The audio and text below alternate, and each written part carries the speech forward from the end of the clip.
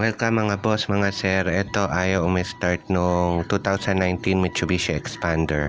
Bigla na lang siyang ayaw umi-start tapos lumabas yung transmission service required. Ano kaya ang sira? Stay tuned po, tignan natin.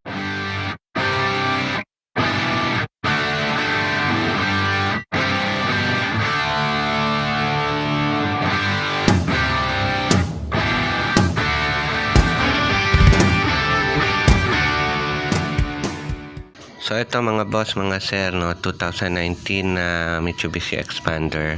Ayaw umi-start bigla tapos lumabas yung transmission service required. So mukhang battery siya problem, no, kasi ang daming white corrosion na pabayaan yung battery, hindi nililinis. So diskargado na tong battery nito. Order tayo sa Amaron, papadeliver tayo. Antayin lang natin dumating. So ayan na si Kuya Amaron, no, dineliver na niya yung battery. So nililinis muna niya yung terminal, tapos kakabit niya yung battery.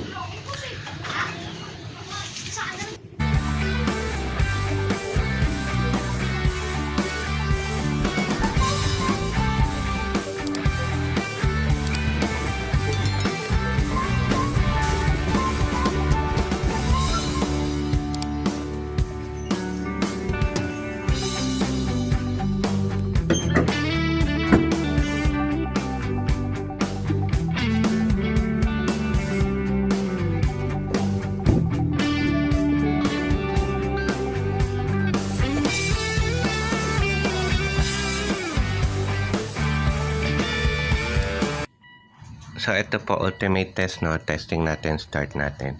Nakakakaba lang kasi biglang ang error is transmission service required agad, yung pala battery lang, so hindi ka kailangan kabahan. So yan, okay na.